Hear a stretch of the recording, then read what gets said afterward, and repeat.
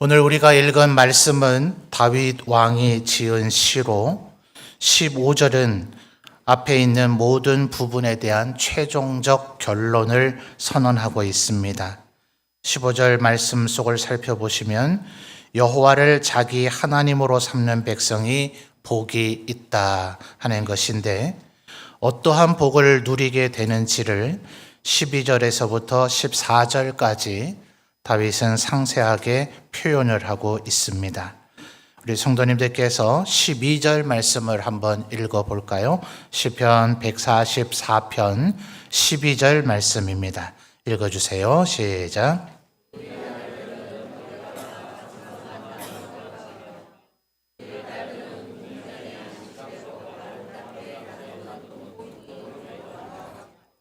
아멘. 자, 상반절을 보면 우리 아들들은 어리다가 뭐 같아진다 합니까? 장성한 나무들 이렇게 표현을 해요. 다른 표현으로 하면 아름드리 나무 뭐 이렇게 표현을 하는데요. 사전적인 의미가 저같이 장성한 어른이 앞에를 한번 보실까요? 이 나무를 이렇게 끌어안았다 하면 이 두 손의 끝이 닿지 않을 정도의 굵은 나무쯤은 돼야 이제 아름드리 나무라는 표현을 쓰는 겁니다. 역사 시간에 배운 거로는 아마 우리나라 압록강변에 이런 나무들이 많이 있었다 하는데 일제시대 때 다 베어서 일본으로 가져가서 아마 국내에서는 이런 굵은 나무를 보기가 쉽지는 않은 것 같아요.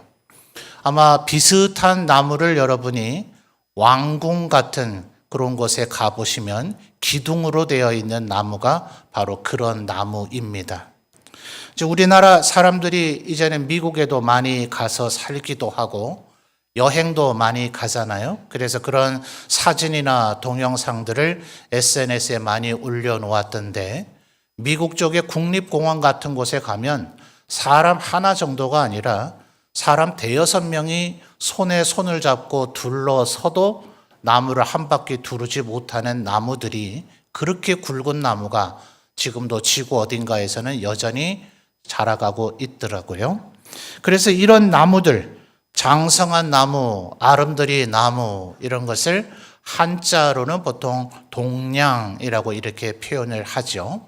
이것은 하나같이 인재들을 이야기하는 겁니다.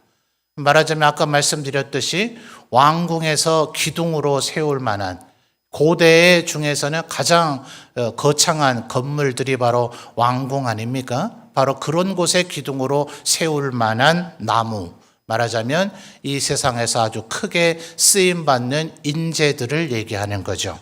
그래서 12절 뭐라고 표현한 겁니까? 우리 아들들이 이런 인재가 되기를. 자, 누가 이런 인재가 된다는 거예요? 15절에서 여호와를 자기 하나님으로 삼는 백성들의 아들들이 이와 같은 복을 누리게 될 것이다. 자, 12절에 또 이어지는 표현이 뭡니까? 우리 딸들은 뭐라고 표현하죠? 궁전의 양식대로. 자, 요즘이야 뭐 사람마다 자기가 선호하는 색깔의 옷을 입고요. 자기들이 좋아하는 것에 다 이렇게 돈을 좀 투자해서라도 구입을 해서 좋은 것들을 쓰죠. 그런데 고대에는 그게 안 됩니다. 물자 생산량 자체가 지금처럼 대량 생산이 되지도 않기 때문에 더더욱 그랬겠죠. 신분에 따라 옷의 색깔도 아예 나눠져 버리고 쓸 수 있는 물품을 아무나 막 쓸 수 있는 게 아닙니다. 궁궐 예를 아까 들었는데요. 궁궐을 보통 100칸집이다 이렇게 얘기를 하죠. 그런데 왕실 못지않게 영의정이나 정성재상들의 집이 훨씬 더 돈이 많을 수도 있어요. 그럴지라도 99칸, 99칸의 집은 지어도 100칸 이상의 집을 지었다 하면 그 자체가 영모죄로 처벌당합니다. 왕의 권위를 침범했다는 얘기죠. 자, 그러니 궁전의 양식대로라는 것은 고대 사회, 왕정시대의 사회에서 가장 좋은 물품들이 바로 왕궁에서 소용이 되어지는 겁니다. 그래서 12절 이어지는 표현을 보면 우리 딸들은 궁전의 양식대로 아름답게 다둥은 또 뭐라 얘기합니까? 모퉁이 돌. 신약 성경을 보면 바로 이 건축자의 모퉁이 돌이 바로 예수님께서 이런 존재시다. 코너스톤, 영어로 그렇게 표현을 하죠. 그래서 이 주춧돌과 상반절의 아들들의 장성한 나무 동량은 고대의 건축물의 가장 핵심입니다. 그래서 딸들도 결국 이 사회에서 꼭 필요한 인재가 될 것이다. 누가 그렇게 된다는 거예요? 15절이 대전제라 그랬죠. 여호와를 자기 하나님으로 삼는 백성이 이와 같은 복을 누리게 될 것이다. 자, 13절 이어지는 표현 우리 성도님들 또 읽어봐 주실까요? 시작.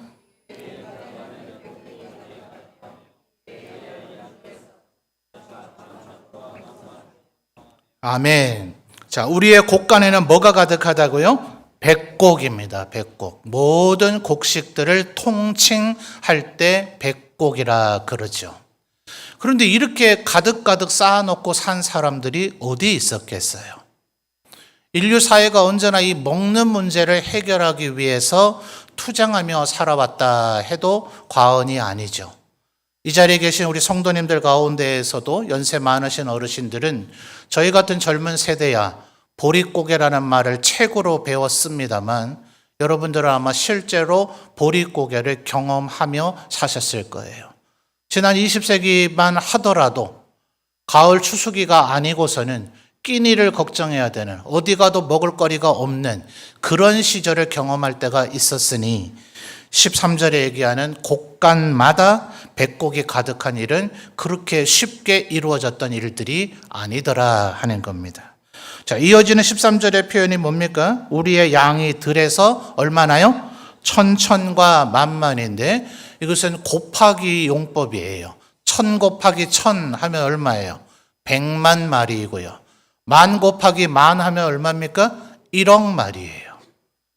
아브라함처럼 318명의 목자를 거느리고 있어도 이런 정도의 양을 인간이 관리해낼 수가 없습니다. 그러니까 13절의 이 얘기는 백곡이 곡간마다 가득하고 양이 들에 천천과 만만으로 흘러 넘친다는 것은 자신의 이 인간들이 감당할 수 없을 정도의 물질적인 축복을 받아 누리게 된다라는 것을 말씀하고 있어요. 제가 부교육자 때 이 전도와 관련해서 간증을 듣기 위해서 강사가 오신 적이 있는데요. 이분이 장성에서 이제 예수를 믿게 된 거예요. 그 이전에는 참 세상에 험한 삶을 사셨다가 예수님을 믿게 되고 첫사랑이 뜨겁다 하잖아요. 그 뒤에 하나님 말씀대로 살고 전도하는 삶을 사는데 이분이 그 받았던 물질적 축복이 얼마나 어마어마한지 장사를 하셨는데 이 예전에 장사하시던 분들 앞에 큰 이런 앞치마 같은 거 속에 거기다 돈을 넣어서 그게 마치 전대처럼 그렇게 하시는 일들이 있었잖아요. 거기에다가 감당을 할 수가 없어서 쌀을 담고 나는 주황색 그 나일론으로 된 포대자루 있잖아요. 바로 그런 데다가 돈을 쓸어 담을 정도였다. 이렇게 간증하시는 얘기를 들은 기억이 납니다. 하나님의 말씀대로 살고 하나님을 자기 하나님으로 삼은 백성들에게 하나님께서 이와 같은 물질적인 풍요로움의 복도 또한 허락하신다. 그렇게 지금 다윗은 얘기하고 있는 거죠. 자, 14절 이어지는 말씀 또 우리 성도님들 읽어 주실까요? 시작.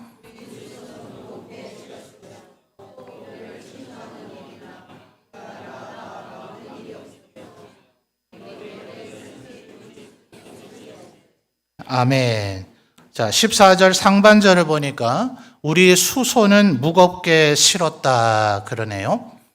제가 어릴 때만 하더라도 그저 제가 아는 농사 기계는 경운기, 조금 더 하면 트랙터 뭐 이 정도밖에 제가 모르겠어요. 요즘은 보니까 우리 성도님들과 대화들 나누다 보면 농사 쪽에도 기계가 뭐 얼마나 다양하게 많아졌는지 말씀을 들어도 제가 잘 외워지지가 않더라고요. 저 어릴 때만 해도 집에 경운기만 있어도 그래도 좀 살만한 집이죠. 그렇지 않으면 뭐로 논밭을 갈아야 됩니까? 소로 해야 되죠. 심지어 저희 아버지도 목회를 하셨었는데 한때 강원도 산골에서 한 1년 정도 머물 때가 있었는데요. 거기에서는 집에 소도 없어 놓으니까 사람이 한 분은 앞에서 쟁기를 메고 뒤에서 그 쟁기를 끄는 사람 두 분이서 일조가 돼서 밭을 가르는 것까지 제가 본 적이 있습니다. 그러니 소라도 있으면 고대에 농사기계가 없던 시절에는 얼마나 유용하겠습니까? 그런데 그 소는 어떤 소가 그 밭을 갈게 할까요? 지금 14절의 표현처럼 수소를 농사에 쓰죠. 왜요? 암소는 새끼를 낳아야 되고 만약 젖소라면 우유를 생산해야 되니 암소에게 농사일까지 시키게 되면 그 모든 일이 다 이루어지지 않는단 말입니다. 그래서 암소는 새끼를 잡고 낳게 만들고 우유를 생산하게 만들고 오직 수소만 농사를 하게 만드는 거예요. 그러다 보니 여력이 없으니까 무거운 짐은 사람이 나르는 데는 한계가 있으니 노새나 나귀 이런 것으로 주로 짐을 실어 나르던 시절입니다. 그런데 만약 말입니다. 농사를 짓고 나서도 여유가 있는 소가 있다면 소가 많이 나르겠습니까? 노새나 나귀가 많이 나르겠습니까? 당연히 소가 많이 나르죠. 그래서 14절의 이 상반절의 이 표현은 이 집은 소가 엄청나게 많은 겁니다. 농사를 짓는데 수소를 다 동원하고도 그래도 남는 소가 있으니 먹이만 사료만 먹이고 그 소 놀려서 뭐 하겠어요. 그래서 그 소에게 짐까지 실어 나를 정도의 수소의 여유분이 있다는 것을 지금 묘사하고 있는 표현입니다. 여러분, 소에다가 짐을 왜 실어 나를까요? 그걸 실어 날려서 물건을 팔든지 아니면 뭔가를 많이 사서 오기 때문에 소에다가 짐을 실어 나라야 되는 거죠. 그래서 14절의 상반절에 이것은 상업행위를 묘사하고 있는 겁니다. 그러니 13절부터 14절 상반절까지를 이어서 보십시오. 14절 상반절은 농업생산, 13절 하반절은 축산업생산, 그리고 14절 상반절은 상업생산으로서 이 정도 되면 아마 고대 사회에서는 거의 갑부와 재벌 수준이 될 겁니다. 그런데 만약 14절 이어지는 표현처럼 침노하는 일, 전쟁을 묘사하는 거죠. 나아가 막는 일, 역시 전쟁입니다. 그러다 보니 거리에는 슬피 부르짖는 가족이 목숨을 잃는 일들이 만약 벌어진다면 이 앞서 얘기한 12절부터의 14절 상반절까지의 축복이 무슨 의미가 있겠어요?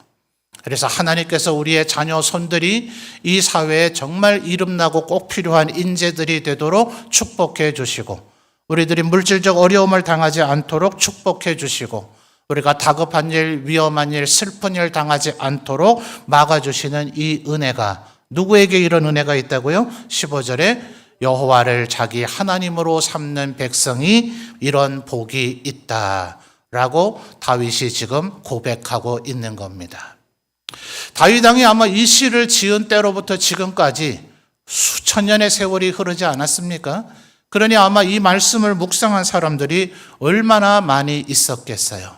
그런데 저는 이 144편 15절 말씀을 볼 때마다 우리 민족 가운데 이 말씀에 깊이 묵상을 했던 한 사람이 언제나 떠오릅니다. 그 사람은 우리나라의 초대 대통령이었던 이승만 대통령이세요. 이분이 아직 조선시대이던 그때에 아마 당시의 고종 황제로서는 점점 나라의 국권이 흐려져 가고 이래서는 안 되겠다 싶어서 아예 왕을 바꾸려고 하는 역모를 했었다 그래요. 역모하다가 발각이 됐으니 어찌 되겠습니까? 가담한 모든 사람들은 이제 사형을 당하게 되는데 이승만 대통령은 세종대왕의 형님이었던 양녕대군의 직계손인지라 이 왕실 입장에서도 형님 되는 집안의 종친이기 때문에 그에게는 사형이 연도되지 않고 감옥에 갇혀 있었다가 귀향을 가는 처지가 됐다 합니다. 함께 역모를 했다가 목숨을 잃는 이들이 이승만 이 대통령에게 말하기를 이승만 우리의 죽음을 헛되이 하지 말라 이런 유언을 남기면서 비명 지르며 그렇게 목숨을 잃었다 해요.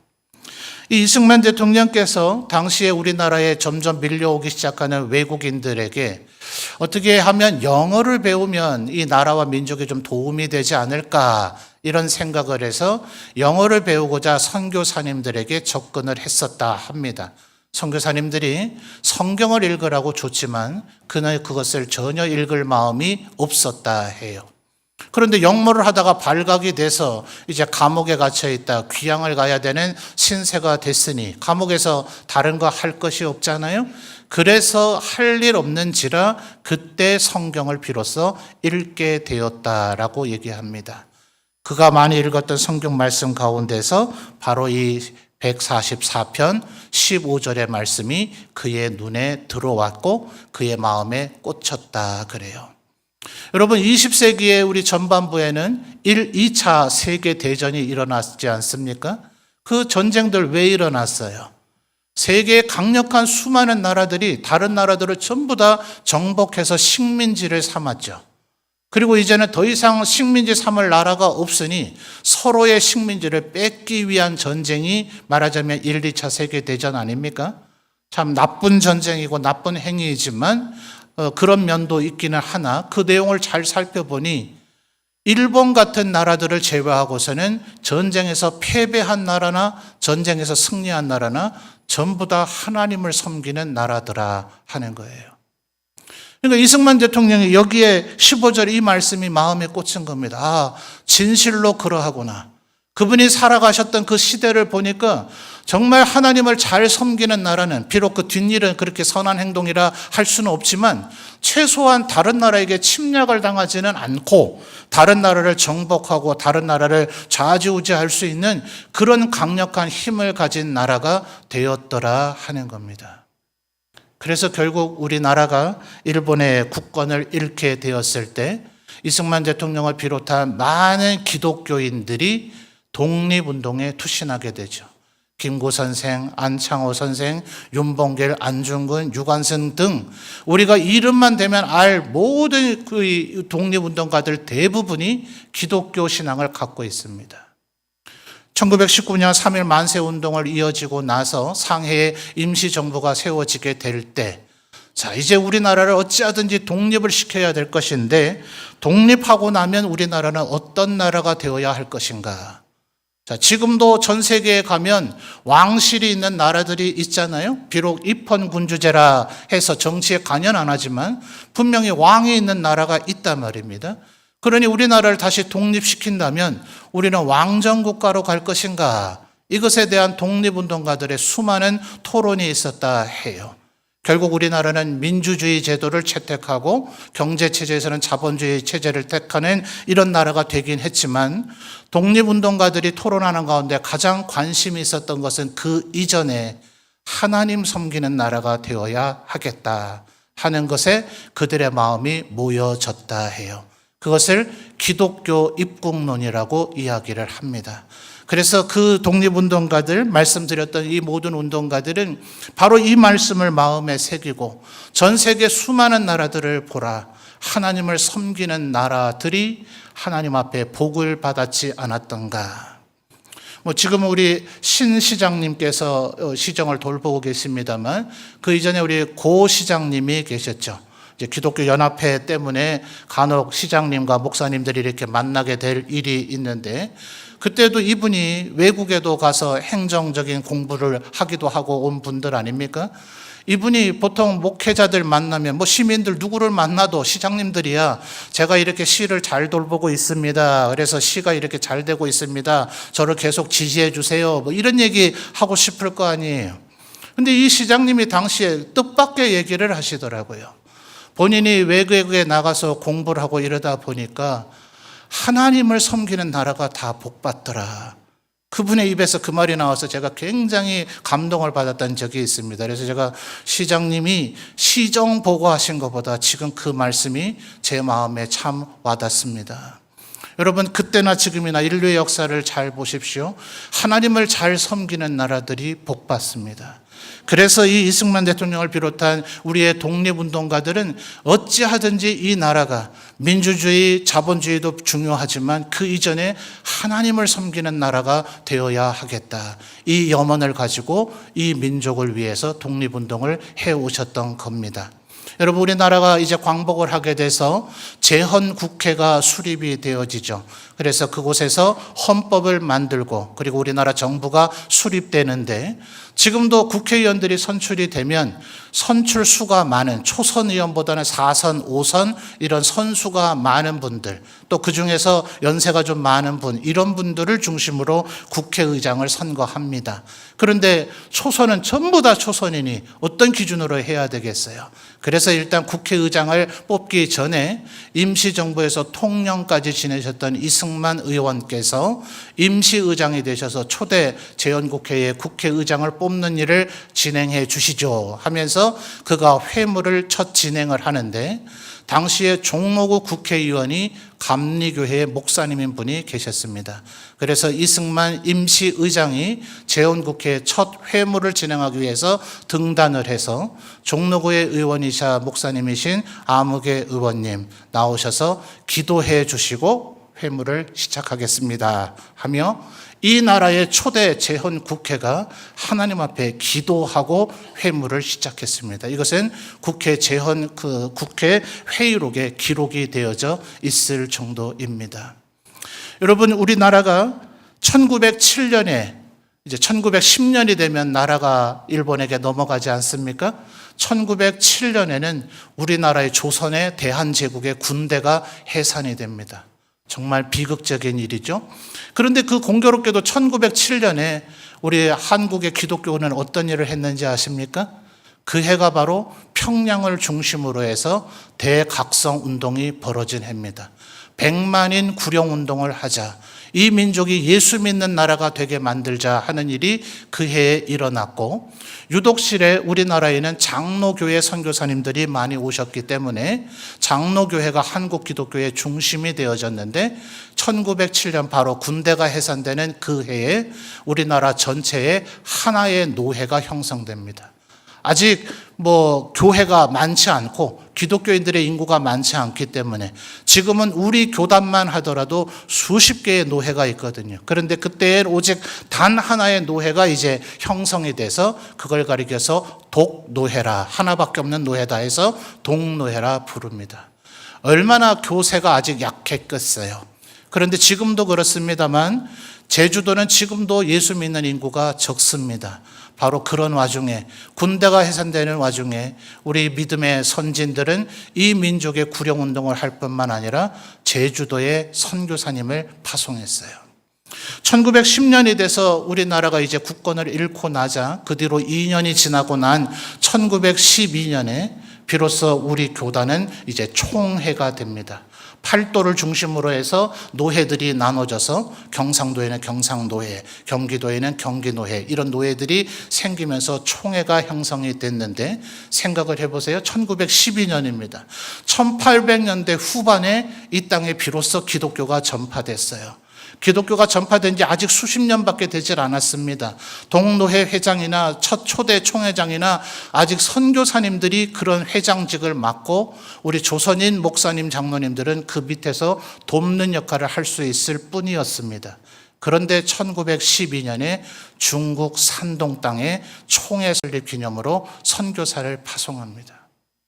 우리의 민족의 선진들이 얼마나 하나님 말씀대로 살고자 했는가 하는 것을 우리 성도님들이 좀 기억하셨으면 좋겠습니다. 이 나라의 선교사님들이 처음 왔을 때 어떤 선교사님은 자기가 파송된 선교부에다가 조선에 도착한 것에 대한 첫 보고를 드렸는데, 이 땅을 사랑해서 이 땅에 복음을 전하고자 왔지만 막상 조선 땅에 와서 보니 마치 폐허와 같은 이 땅, 아무것도 도대체 뭘 할 수 있을지 알 수 없을 이 땅에서 내가 뭘 해야 될지 모르겠습니다 라고 선교부에 보고 편지를 보낸 것이 있을 정도였습니다. 아마 여러분들 SNS, 인터넷을 좀 뒤져보시면 구한말 시대, 일제시대, 이 시절에 우리나라의 사진이나 동영상들이 이미 남아있기 때문에 그걸 보시면 왜 그런 얘기를 했는지 한눈에 알 수가 있을 거예요. 불과 100여 년 전만 하더라도 이 나라는 좌절과 절망의 땅으로 보여졌던 바로 이 나라를 잃어버린 그때에 우리의 믿음의 선진들, 독립운동가들이 바로 이 15절 말씀, 이미 제가 봉독했고 여러 번 인용했습니다만 우리 성도님들 다시 한번 15절 말씀 읽어볼까요? 읽어주십시오. 시작.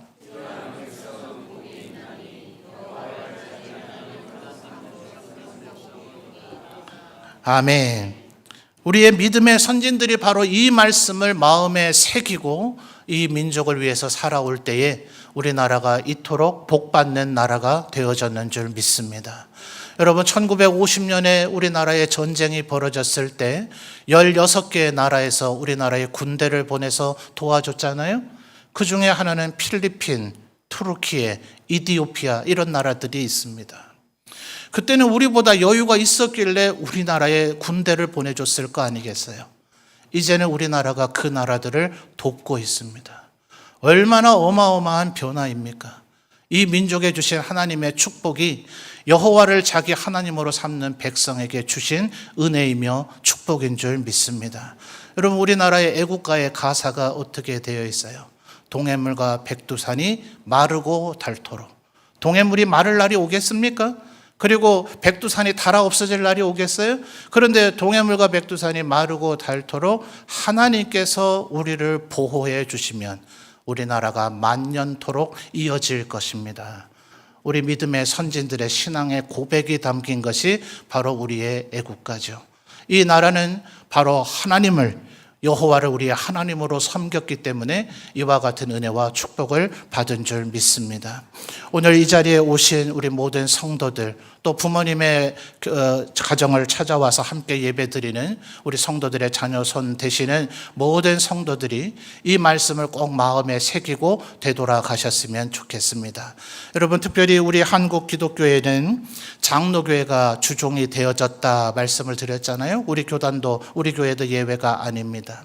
우리 장로교회는 칼빈의 가르침을 따르는데 칼빈은 기독교 강요를 처음 저술하게 될 때에 제1장에서 하나님에 대한 지식을 적습니다.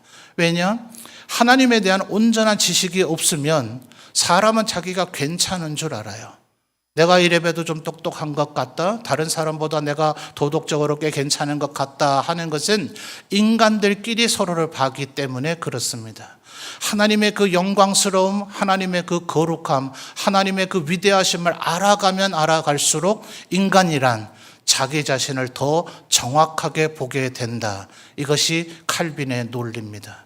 하나님을 알아가면 알아갈수록 나는 진실로 하나님의 은혜와 도우심이 아니고서는 아무것도 할 수 없는 존재이구나. 그래서 여호와를 자기 하나님으로 삼는다 하는 이 표현은 그냥 하나님 이를 부르는 정도가 아니라 하나님을 점점 더 깊이 알아가는 거예요. 그러면 창조주이신 하나님, 날 대신해서 죽으실 정도로 나를 사랑하신 구원자 되신 하나님, 그리고 우리가 예배 초입부에서 사도신경에서도 고백했던 것처럼 장차 산자와 죽은 자를 심판하러 오실 하나님, 이분이 우리의 하나님이라는 걸 아는 사람은 어떻게 살아갈지 삶의 자세와 태도가 달라지게 되죠. 그러니 하나님을 경외하며 하나님 말씀에 순종하며 하나님 앞에 영광 돌리며 살고자 하니 그 사람이 어찌 복을 받지 않을 수 있겠어요. 우리 민족이 계속해서 하나님을 섬기는 나라가 되기를 주님의 이름으로 축원합니다. 바로 여기 있는 우리 성도들 한 사람 한 사람이 제자들이 예수님께 물었잖아요. 예수님, 하나님의 나라는 어디 있나요? 예수님 뭐라 하셨습니까? 여기 있다 저기 있다 말할 수 있는 것이 아니라 하나님의 나라는 너희들 속에 있다. 근데 영어 단어를 보면 in you라고 되어 있지 않고 among you라고 되어 있어요. 우리의 내면에 있는 것이 아니라 우리들의 이 관계 속에서 여러분 한 사람 한 사람이 하나님의 말씀대로 살 때 그곳에 하나님의 나라가 임한 것입니다. 주님께서 가르쳐 주신 기도를 우리는 늘 기도하지 않습니까? 예수 주님의 나라가 임하시옵소서. 하나님의 뜻이 하늘에서 이루어진 것처럼 땅에서도 이루어지게 하옵소서. 바로 우리가 그렇게 하나님의 말씀대로 살아갈 때에 하나님께서는 반드시 우리를 책임지시고 복 주실 줄 믿습니다. 하나님의 말씀을 마음에 새기고 하나님 말씀대로 살아감으로 바로 나 자신이 여호와를 자기 하나님으로 삼는 백성이 되어져 복을 누리며 살아가리라 다짐하고 결단하시는 이 시간이 되시기를 주님의 이름으로 축원합니다.